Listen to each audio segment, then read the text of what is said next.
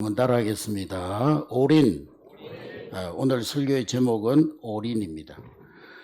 우리가 올인 그러면은 좀 부정적인 그런 장소에서 사용되는 그런 용어로 우리가 생각하고 있습니다. 이 올인이라는 말은 도박이나 카지노 같은 곳에서 타짜들이 자기의 남은 모든 이제 돈이나 칩을 거는 것을 올인이라고 합니다.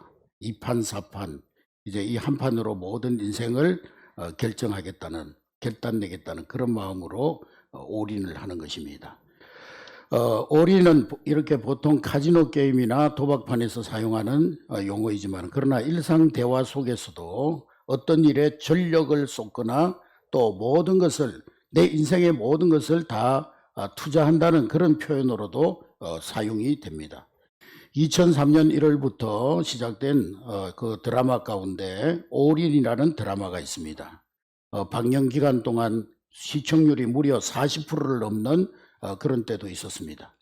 한 남자가 사랑하는 그 자기의 여인을 얻기 위해서 자기의 전생을 다 희생하고 또 여러 가지 위협과 어려움과 위기와 고난이 있었는데도 그러한 모든 것을 극복하고 결국에는 자기 사랑하는 여인을 얻는다는 그런 줄거리의 드라마였습니다. 여러분, 하나님의 자녀가 된다는 것은 하나님께 내 인생을 올인하고 살아가는 것입니다. 할렐루야. 한번 따라하겠습니다. 하나님의 자녀가 되었다는 것은 하나님께 내 인생을 올인하는 것이다. 할렐루야. 성경에 보면은 많은 기적의 주인공들이 있습니다. 그런데 그 성경에 나오는 많은 주인공들의 공통점이 뭐냐? 그들은 하나님께 모든 자기의 생을 걸었던 사람들입니다. 하나님 앞에 자기의 모든 것을 내려놓았던 그러한 사람들입니다. 어린아이 하나가 오병이어 자기가 점심시간에 먹으려고 준비했던 도시락을 예수님께 드렸습니다. 그때 그 어린아이의 도시락 하나로 5,000명, 어른들만 5,000명이니까 한 2만 명에 가까운 군중들을 먹이는 기적을 일으킨 그런 일이 있습니다. 철없는 어린아이가 자기의 배고픔을 이겨내고 참아내고 예수님께 자기의 그 도시락을 내어놓았습니다. 가끔 우리 유치부 아이들이 이렇게 교회에서 준 간식을 카페나 이런 데서 먹고 있는 것을 보면은 제가 장난삼아서 하나만 줘 이렇게 하면은요, 10명 중에 9명은 싫다고 그러거나 도망을 갑니다. 네. 어린아이가 도시락을 내놓았다. 이거 쉬운 이야기가 아닙니다. 어린아이의 도시락, 오병이어, 이것은 단순한 도시락을 내준 것이 아니라 온전히 자기를 예수님께 드린 것입니다. 온전히 주님께 자기를 드리는 그것이 기적의 씨앗이 되었다는 것입니다. 오늘날 예수님께서 성전 입구에서 많은 사람들이 이제 들어가면서 헌금하는 모습을 볼 때 많은 돈을 가진 부자가 자기의 그 부를 뽐내면서 금동전을 요란스럽게 그 헌금함에 넣으면서 많은 사람들이 이목의 주목을 받기를 원했습니다. 그것도 귀한 일이죠. 그러나 한 가부는 없는 가운데, 모든 것이 궁핍한 가운데 자기의 전 재산과도 같은 동전 둔입을 하나님 앞에 헌금 봉헌 안에 넣었습니다. 예수님은 누구를 칭찬하셨습니까? 많은 것을 드린 부자가 아니라 그 자기의 전 재산과도 같은 동전 둔입을 하나님께 드렸던 이 과부를 칭찬합니다. 너는 모든 것을 내어놓았다는 것입니다. 마리아가 예수님의 발에 향유를 부은 것 역시 자기의 모든 것을 예수님께 올인한 것입니다. 그 당시에 여인들의 향유는 어릴 때부터 결혼 지참금으로 조금씩 모아두었다가 자기가 신랑의 이제 첫날 밤 신랑의 방으로 들어갈 때 그 향유를 깨뜨려서 자기의 몸에 붓고 신랑에게 자기의 순결을 바치는 것입니다. 이 마리아가 예수님의 발 앞에 향유를 부었다는 것은 단순히 향수 몇 방울을 부은 것이 아니라 자신을 온전히 깨뜨려 주님 앞에 드렸던 것입니다. 하나님은 말씀하십니다. 나는 너에게 독생자를 걸었다. 나는 너의 생명을 얻기 위해서 내 아들을 너를 위해서 걸었다. 내 모든 것을 걸었다. 너는 나에게 무엇을 걸었니? 주님이 물으시는 것입니다. 하나님은 우리에게 언제나 절대 신앙, 절대 신뢰, 절대 헌신, 절대 감사, 그러한 사람을 찾고 계시는 것입니다. 사악한 아하방 시대 때에 엘리야는 이 땅에 내 말이 없이는 수년간 동안 이 땅에 비가 내리지 아니할 것이다, 그렇게 예언하고 그 아하방의 위협을 피하여 그릿 시냇가로 숨어듭니다. 거기에 있을 때 까마귀가 물어다 주는 음식을 먹고, 그리고 시냇물이 바짝 말라가는 가운데 한두 방울 남은 시냇물을 마시면서 살아가게 됩니다. 마침내 가뭄이 들어서 시냇물마저 바짝 말라버립니다. 그때 하나님은 엘리야를 사르밧 땅으로 보냅니다. 하나님께서 그 엘리야를 사르밧 땅으로 보내셔서 거기에 어떤 부자를 만나게 한 것이 아니었습니다. 엘리야는 거기에서 만난 사람은 마지막 한 움큼의 그 가루를 가지고 이제 몇 방울 남은 기름에 그 떡을 만들어서 먹고 어머니와 아들이 이제 굶어 죽을 날을 기다리는 그 가정으로 안내를 받습니다. 열왕기상 17장 12절 13절 말씀해 보면은, 열왕기상 17장 12절 13절 시작. 그가 이르되 당신의 하나님 여호와께서 살아계심을 두고 맹세하노니 나는 떡이 없고 다만 통에 가루 한 움큼과 병에 기름 조금뿐이라. 내가 나뭇가지를 돌을 주워다가 나와 내 아들을 위해 음식을 만들어 먹고 그 후에는 죽으리라. 이 사르밧 가부가 하는 말이, 나는 떡이 없고 다만 통에 가루 몇 움큼과 병에 기름 조금 있는데 그것을 가지고 내가 떡을 만들어 먹고 이제는 죽을 날을 기다리고 있습니다. 그때 엘리야가 이 과부에게 뭐라고 말합니까? 13절 말씀해 보니까, 13절 다 같이 읽습니다. 시작. 엘리야가 그에게 이르되 두려워하지 말고 가서 내 말대로 하려니와 먼저 그것으로 나를 위하여 작은 떡 한 개를 만들어 내게로 가져오고 그 후에 너와 내 아들을 위하여 만들라. 여기 엘리야는 이 과부에게 절대 헌신을 요구합니다. 그 마지막 남은 한 움큼의 가루와 몇 방울의 기름으로 떡을 만들어서 먼저 나에게 가져오라. 여기서 먼저라는 말이 중요합니다. 먼저. 이 먼저라는 말은 너무나 무자비하고 너무나 인정사정이 없는 그러한 말입니다. 이것 먹고 이제 굶어 죽을 날을 기다리겠다는 이 모자에게 그것을 먼저 나에게 가져오라는 것입니다. 이것은 어떤 의미에서는 불쌍한 가부의 모자의 생명을 재촉하는, 앞당기는 잔인한 요구입니다. 그때 사르밧 가부는 어떻게 합니까? 열왕기상 17장 15절 말씀해 보니까, 열왕기상 17장 15절 시작. 그가 가서 엘리야의 말대로 하였더니 그와 엘리야와 그의 식구가 여러 날 먹었으나. 할렐루야. 여기서 기적이 일어납니다. 인간의 모든 가능성, 인간의 이 상계 상황이 끝난 그 자리에서 절대 신앙을 하나님 앞에 고백할 때 역사가 일어났던 것입니다. 할렐루야. 오늘 15절 16절이 뭐라고 말씀하고 있습니까? 그와 그 엘리야와 그의 식구가 여러 날 먹었으나. 16절에 말씀해 보니까, 16절 우리 다 같이 읽습니다. 시작. 여호와께서 엘리야를 통하여 하신 말씀같이 통에 가루가 떨어지지 아니하고 병에 기름이 없어지지 아니하니라. 할렐루야. 성경에는 여러 날 먹었으나 되어 있는데 이 여러 날은 3년 동안이나 계속되어졌습니다. 사르밧 가부의 가정에 하나님의 은혜로 3년 동안 가루통에 가루가 끊어지지 아니하고 기름병에 기름이 끊어지지 아니하는 놀라운 축복의 역사가 일어났던 것입니다. 할렐루야. 여러분, 하나님은 이 과부에게 너 먹다 남은 찌꺼기 가져와, 그렇게 요구한 것이 아닙니다. 먼저를 요구하셨어요. 그리고 일부가 아니라 전부를 요구했습니다. 여기서부터 하나님의 간섭과 하나님의 역사가 시작되기 때문인 것입니다. 21일 다니엘 기도회를 우리가 해마다 11월이면은 21일 다니엘 기도회를 합니다. 거기에 나오는 간증자들마다 언제나 결론은 이 얘기입니다. 하나님께 내 인생을 걸었다. 그런데 하나님께 내 인생을 걸었더니 만사형통한 것이 아니라 위기를 만나더라. 그 위기의 때에도 나는 하나님을 신뢰하고 끝까지 하나님께 순종하고 끝까지 내 인생을 하나님께 걸었더니, 하나님만 믿었더니, 올인했더니 하나님께서 내 인생에 역사를 일으키셨다. 할렐루야. 그게 그들의 이야기의 결론입니다. 오늘 성경 본문에 보면은 하나님께 올인하고 살았던 한 사람, 다니엘의 이야기가 나옵니다. 이 다니엘이라는 이름의 뜻은 하나님은 재판관이시다, 하나님은 역사의 주관자이시다 하는 그런 뜻입니다. 한번 따라했습니다. 하나님은 재판관이시요 역사의 주관자이시다.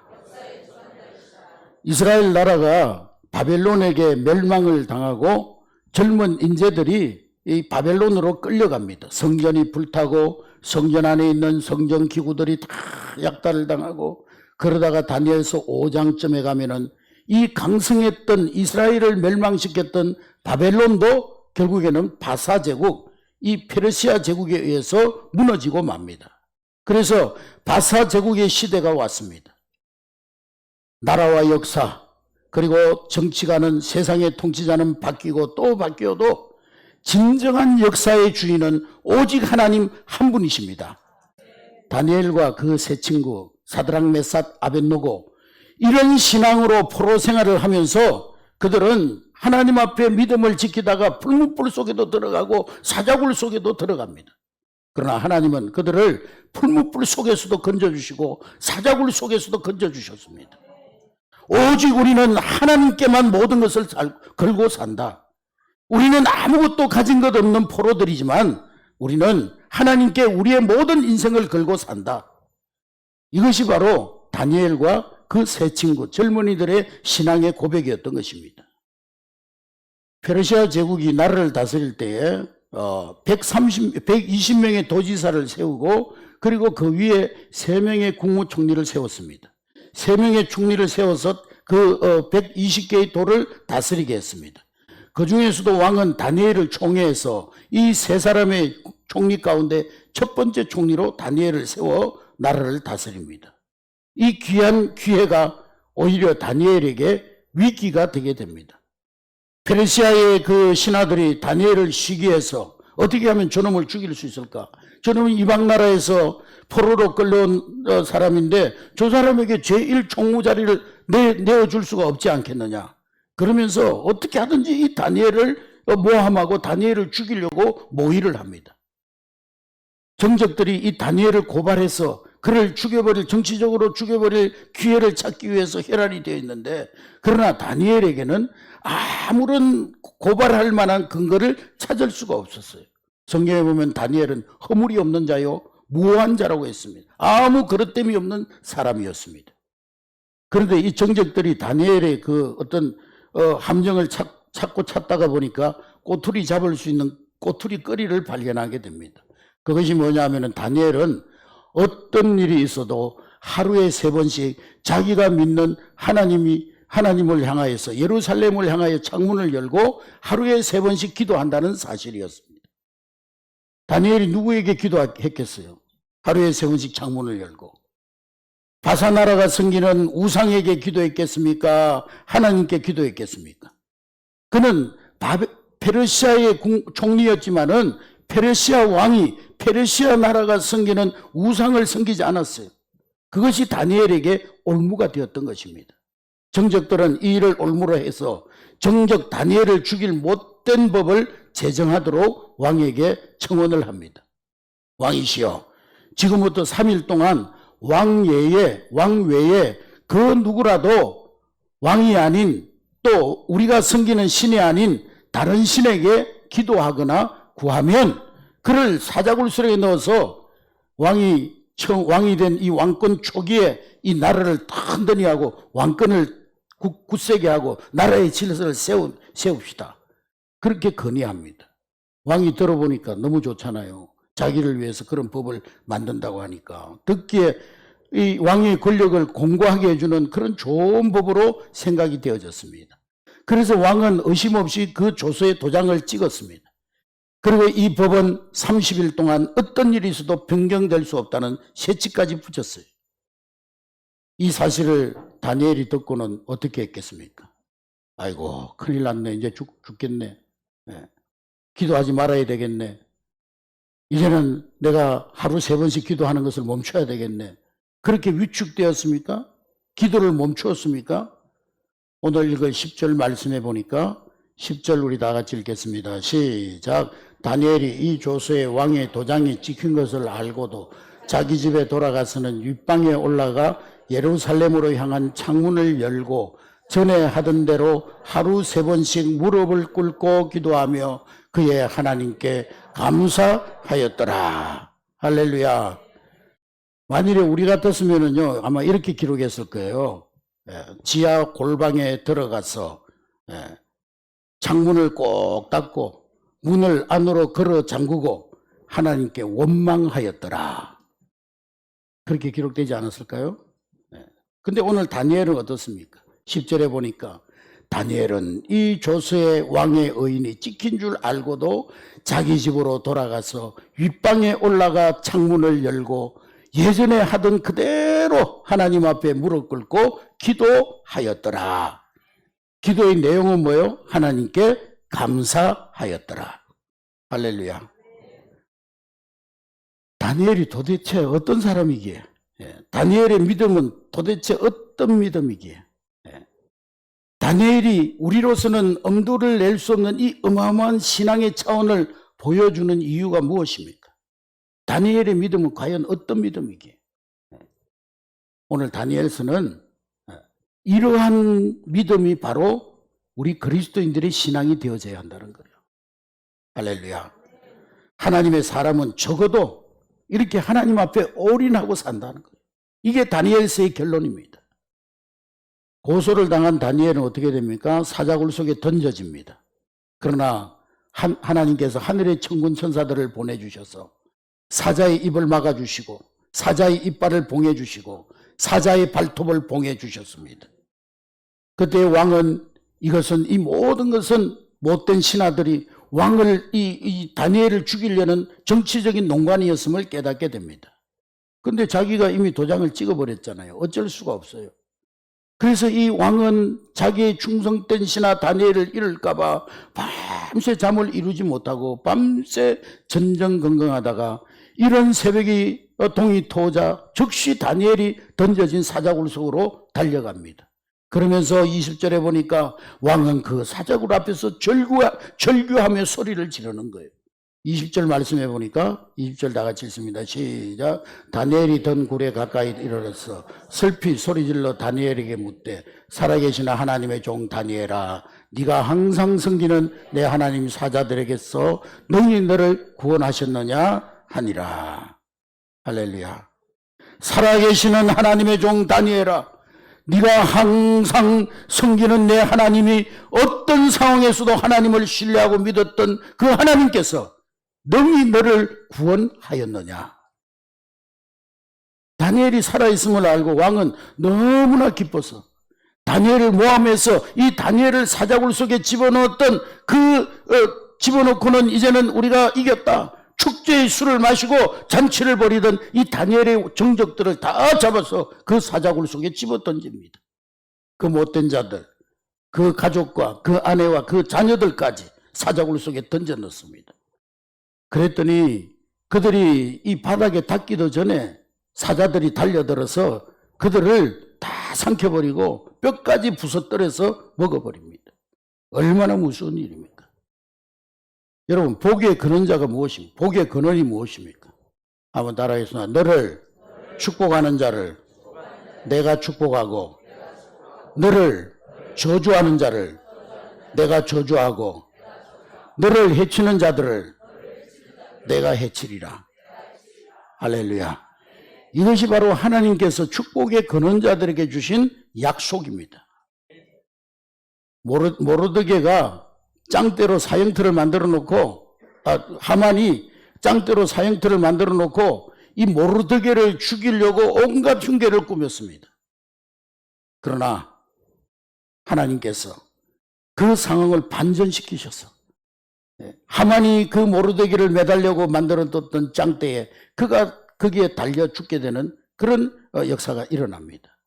여러분, 다니엘을 죽이기 위해서 만든 그 사자굴 속에 바로 그 죽이려고 했던 정적들이 던져집니다. 한 사람 한 사람 던져질 때마다 발이 땅에 닿기도 전에 사자들이 받아서 삼킵니다.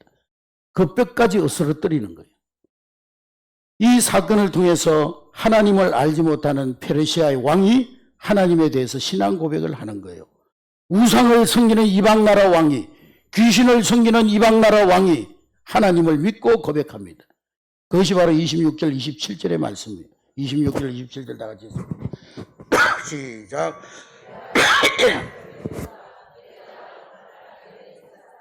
다 다니엘의 하나님 앞에서 떨며 두려워할지니라. 그는 살아계시는 하나님이시요 영원히 변하지 아니하시며 그의 나라는 멸망하지 아니할 것이요 그의 권세는 무궁할 것이며 그는 구원도 하시며 건져내시기도 하시며 하늘에서든지 땅에서든지 이적과 기사를 행하시는 이로써 다니엘을 구원하여 사자 입에서 벗어나게 하셨음이라 하였더라. 할렐루야. 여러분, 이것이요 믿음 좋은 목사님이 하나님을 향해서 고백한 신앙 고백이 아닙니다. 어떤 믿음 좋은 신실한 성도의 신앙 고백이 아니었어요. 하나님을 모르고 우상을 섬기고 귀신을 섬기던 이방나라 왕이 고백한 하나님에 대한 고백입니다. 다니엘이 어떻게 하나님을 믿고 섬겼던지 그 아름다운 다니엘의 신앙과 그 아름다운 다니엘의 인격에 감동을 받은 그 영향력이 이방의 왕으로 하여금 자기가 섬기지도 않는 그 하나님을 이렇게 고백하도록 만들었던 것입니다. 할렐루야. 사랑하는 성도 여러분, 우리가 걸어가는 인생길, 우리가 걸어가는 신앙의 여정에도 얼마나 많은 걸림돌들이 있습니까? 때로는 나를 모함하고 때로는 나를 죽이려고 함정과 음모들, 그것들은 없습니까? 사자굴 속에 던져지는 것처럼 인생의 큰 위기를 그를 만나지는 않았습니까? 이 험한 세상에서 어떻게 다니엘처럼 믿음을 지키고 어떻게 순결한 신앙을 지킬 수가 있을까요? 오직 하나님께 내 인생을 걸고 살 수 있는 그 비결이 무엇일까요? 본문 3절의 말씀에 다니엘을 표현하는 말이 나오는데 3절 다 같이 읽습니다. 시작. 다니엘은 마음이 민첩하여 총리들과 고관들에 뛰어남으로 왕이 그를 세워 전국을 다스리게 하고자 하니라. 그게 다니엘의 마음은 민첩하여 그랬는데 이 마음이라는 말은 창세기 1장 2절에 나오는 하나님의 영 루아흐라는 말과 같은 말이에요. 루아흐라는 말은 영이란 말, 마음이라는 말, 성령이라는 말 같은 말이에요. 즉 다니엘은 성령에 민첩한 사람, 민감한 사람이었다는 거예요. 다른 말로 하면 다니엘은 성령 충만한 사람이었다는 것입니다. 머리끝부터 발끝까지 성령으로 충만했던 사람이었다는 것입니다. 다니엘서 4장 9절, 5장 11절 말씀에 보면은 다니엘은 일찍이 이 페르시아의 왕으로부터, 페르시아의 왕비로부터 저 다니엘은 거룩한 신의 영이 함께하는 사람이다. 거룩한 영이 있는 사람이다. 그렇게 인정을 받았습니다. 다니엘은 하나님을 모르는 이방 사람들에게까지도 인정받는 성령의 사람이었기 때문에 이 모든 위기를 믿음으로 극복할 수 있었던 거예요. 할렐루야. 다니엘은 자기가 기도하는 순간 자신이 사자 굴 속에 던져진다는 사실을 알았습니다. 그러고도 창문을 열고 예루살렘을 향하여 보라는 듯이 날 죽이려면 죽여라. 창문을 예루살렘을 향하여 열고 보라는 듯이 예전에 하던 대로 3번씩 하나님 앞에 기도합니다. 어떤 기도를 합니까? 하나님 살려주세요. 정적들이 나를 죽이려고 저렇게 달려듭니다. 하나님 저들에게 벼락을 내려서 죽여주세요. 저들을 죽여주세요. 원수들을 저주하면서 그들을 죽여달라 기도한 것이 아닙니다. 하나님의 백성들이 이렇게 포로로 끌려와가지고 이런 이런 억울한 일을 당해야 되는 것입니까? 하나님 앞에 자기의 원한을 토해내는 그런 기도가 아니었다는 거예요. 10절 말씀 마지막 절에 보면은 그의 하나님께 감사하였더니 따라하겠습니다. 그의 하나님께 감사하였더라. 다니엘이 감사한 내용이 어떤 것인지 기록이 안 돼 있어. 그냥 하나님께 감사하였더라. 아니, 기록할 필요가 없을지도 모릅니다. 다니엘은 어떤 상황 속에서도 하나님께 감사하는 사람이었기 때문에 어떤 상황 속에서도 절망하거나 원망하지 않았어요. 다니엘의 모든 기도의 내용은 감사였습니다. 우리가 뭐 때문에, 뭐 어떤 조건 때문에 형편을 따라서 드리는 감사, 그런 감사가 아니라 모든 일에 감사, 이해가 안 되어도, 용납이 안 되어도 내가 하나님을 신뢰하고 하나님의 선하심을 믿기 때문에 하는 감사. 지금 내가 당하는 이 억울한 일을 인하여서도 하나님이 선으로 바꾸사 하나님이 어떤 역사를 만들어낼 것을 믿었기 때문에, 내가 용납이 안 되는 이 일을 통해서도 하나님은 기적을 만들어낼 것을 믿었기 때문에 하나님께 감사하는 거예요. 이것이 바로 진정한 감사인 것입니다. 할렐루야. 여러분, 우리의 감사가 하나님을 향한 절대 신앙에서, 절대 신뢰에서 나오는 절대 감사가 아니면은요, 그 감사는 언제든지 변질될 수가 있어요. 뭐 어떤 사람 때문에 감사합니다. 그 사람이 변하면 원망으로 변할 수가 있습니다. 실망할 수 있어요. 병이 나았다고 감사하다고요? 또 아프면 불평하시겠습니까, 여러분? 나았다가 또 질병이 들면 불평하시겠습니까? 사업이 잘 되어서 감사하다고요? 그럼 어려움을 겪으면 어찌하시겠습니까? 다니엘은 이 조서가 누구 때문에, 무엇 때문에 꾸며진 조서인 줄 알았어요. 그럼에도 불구하고 하나님께 무릎을 꿇어 감사합니다. 어떤 면에서 이 감사는 목숨을 건 감사예요. 다니엘의 기도의 내용은요, 당연히 원수에 대한 원망이 있어야 자연스러운 거예요. 하나님, 저 원수들 좀 어떻게 좀 처리해 주세요. 그래야 자연스럽잖아요. 다니엘의 기도는 하나님, 우리가 포로로 끌려와가지고 그래도 신앙 지켜 살려고 이렇게 하는데 이럴 수가 있습니까? 이렇게 더 큰 위기를 주실 수가 있습니까? 그런 원한이 토해지는 기도가 어떤 면에서는 자연스러워요. 그런데 다니엘은 감사합니다. 죽을 줄 뻔히 알고 감사하는 거예요. 뭐 있다 없다, 뭐 얻었다 잃었다, 죽느냐 사느냐, 그런 문제가 아니었어요. 자기 자신에게 이 업무를 이길 만한 힘이 전혀 없었지만 그럼에도 불구하고 다니엘은 온 세상을 향하여서 선포하고 있는 것입니다. 내게는 너희들이 알지 못하는 살아계신 하나님이 계신다. 그분은 살아계신다. 그분은 역사의 주관자이시다. 그분이 나를 사랑하신다. 그분이 두 눈을 부릅뜨고 나를 지키고 계신다. 그 안에서 이 모든 일은 그분의 뜻대로 이루어진다. 그래서 감사할 수 있었던 거예요. 할렐루야. 여러분, 오늘 우리의 문제는, 우리는 너무 많은 것을 가졌음에도 불구하고, 우리가 감사할 수 있는 여러 가지 환경들이 있음에도 불구하고 더 가지지 못한 것 때문에, 더 만족하지 못한 것 때문에 우리는 걸핏하면 불평, 걸핏하면 원망, 하나님께 모든 인생을 걸고 사는 것이 아니라 나의 조건, 나의 형편을 채우기 위해서 도리어 하나님을 이용하는 거예요. 다니엘서는 이것은 신앙이 아니라 샤머니즘이요, 이것은 신앙이 아니라 기복이라는 거예요. 우리는 하나님 믿는다 하지만은, 하나님께 모든 것을 올인하고 모든 것을 맡기며 산다 하지만은, 실제 우리 삶 속에서는 내가 이것도 해야 되고 저것도 해야 되고 이것도 우선적이고 이것도 먼저고 하나님께 올인하지 못하는 것입니다. 여러분, 하나님께 아들 이삭을 드림으로 하나님께 올인했던 아브라함, 그 인생이 어떻게 됐습니까? 하나님께서 아브라함을 여호와 일의 은혜로 인도해 주셨습니다. 하나님께서 모든 것을 예비해 주셨습니다. 할렐루야.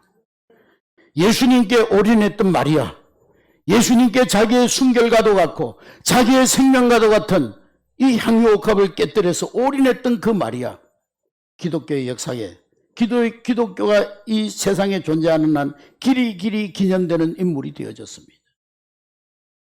여러분, 우리가 하나님께 올인하고 감사하며 살면 하나님의 손 안에서 우리의 모든 삶은, 우리의 삶의 모든 문제는 해결되어질 줄로 믿습니다. 하나님 나를 사랑하신다. 역사의 주관자는 하나님이시다. 내 인생의 주인은 하나님이시다. 그리고 내 삶을 온전히 주님께 드리며 살 때 내 삶은 너무나 하나님 안에서 평안과 기쁨과 행복을 누리며 살게 될 줄로 믿습니다. 다니엘은 자기 생명을 하나님께 올인하고 기도하면 죽을 줄 알았지만 기도했지만은 사자굴에 던져졌지만은 거기에 천사가 임하니까 사자굴이 변하여 천사굴이 되었어요. 할렐루야. 여러분, 여러분을 두렵게 하는 사자굴이 무엇입니까? 그 사자굴에 성령님이 임하시면은 거기가 천국이 되고 거기가 하나님의 집이 될 줄로 믿습니다. 하나님께 올인하고 무조건 믿고 감사했더니 사자의 입을 봉해버리고 발톱을 봉해버리고, 여러분 삼킬듯이 여러분들에게 덤벼드는 사자가 무엇이고 사자의 이빨이 무엇이고 여러분을 찢을듯이 덤비는 사자의 발톱이 무엇입니까? 하나님께 내 인생 올인하고 하나님께 내 삶을 온전히 드리며 살면 환난의 사자의 입이 닫혀지고 고난의 사자의 발톱이 여러분들을 찢지 못할 줄로 믿습니다. 하나님께서 오늘 이 아침에 여러분들에게 말씀하십니다. 나는 너를 얻기 위해서 독생자를 내어놓았다. 나는 너를 구원하기 위해서 독생자를 걸었다. 그렇다면 내가 너를 위해서 무엇을 아끼겠느냐? 너도 나를 믿고 신뢰하며 감사하며 나에게 올인하여 나와 함께 행복하게 평안히 살자구나. 오늘 우리 주님께서 여러분들에게 그렇게 말씀하시는 것입니다. 여러분, 이 하나님께 우리의 삶을 올인하지 할 만하지 않습니까, 여러분? 할렐루야. 기도하겠습니다.